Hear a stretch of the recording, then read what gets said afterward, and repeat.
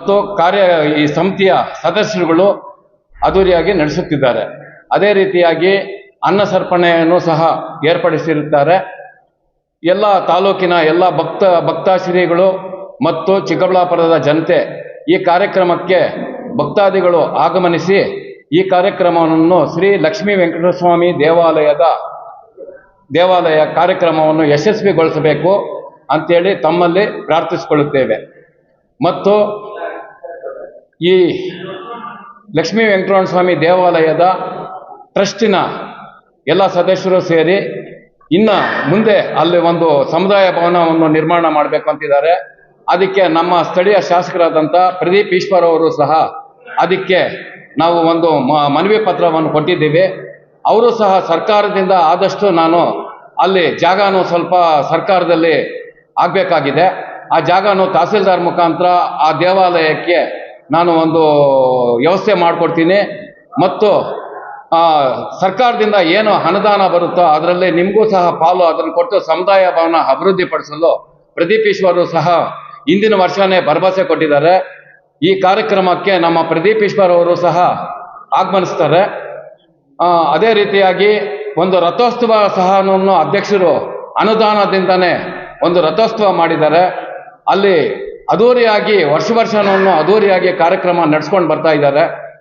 ಅದಕ್ಕೆ ಎಲ್ಲ ಜನನೂ ಚಿಕ್ಕಬಳ್ಳಾಪುರ ತಾಲೂಕು ಜನ ಸಹಕರಿಸಿ ಈ ಕಾರ್ಯಕ್ರಮವನ್ನು ವೈಕುಂಠ ಏಕಾದಶಿ ಕಾರ್ಯಕ್ರಮವನ್ನು ಯಶಸ್ವಿಗೊಳಿಸಬೇಕೆಂದು ತಮ್ಮಲ್ಲಿ ಮತ್ತು ನಮ್ಮ ಪತ್ರಕರ್ತರು ಇಲ್ಲಿ ಸೇರಿರುವವರಲ್ಲಿ ಗೌಗ್ಯಾನಹಳ್ಳಿ ಗ್ರಾಮದ ಬೋವಿ ಜಿಲ್ಲಾಧ್ಯಕ್ಷರಾದಂತಹ ನಮ್ಮ ನಾರಾಯಣ ಸ್ವಾಮಿಯವರು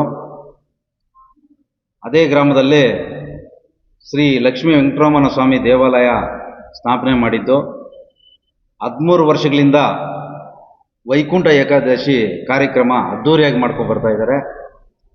ಸುತ್ತಮುತ್ತಲ ಗ್ರಾಮದವರು ಅಲ್ಲಿ ಸಾವಿರಾರು ಭಕ್ತಾದಿಗಳು ಬಂದು ಆ ದೇವರ ದರ್ಶನ ಪಡಿತಾರೆ ಆ ದಿನ.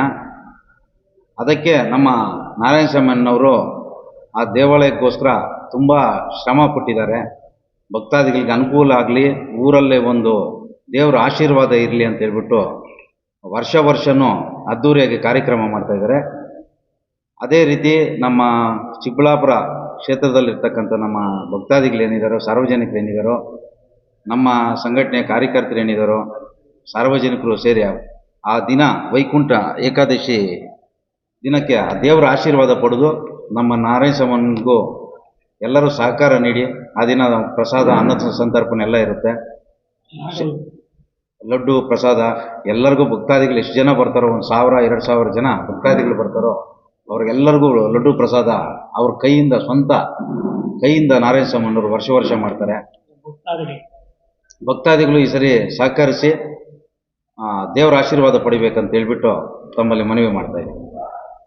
ಚಿಕ್ಕಬಳ್ಳಾಪುರ ತಾಲೂಕು, ಚಿಕ್ಕಬಳ್ಳಾಪುರ ಜಿಲ್ಲೆ, ಲಿಂಗಾನಹಳ್ಳಿಯಲ್ಲಿ ಲಕ್ಷ್ಮೀ ವೆಂಕಟರಮಣ ದೇವಸ್ಥಾನ 96ರಲ್ಲಿ ನಿರ್ಮಿಸಿದ್ದು ದೇವಸ್ಥಾನ. 13 ವರ್ಷದಿಂದ ಮತ್ತು ವೈಕುಂಠ ಏಕಾದಶಿಯನ್ನು ಹಮ್ಮಿಕೊಂಡಿದ್ವಿ.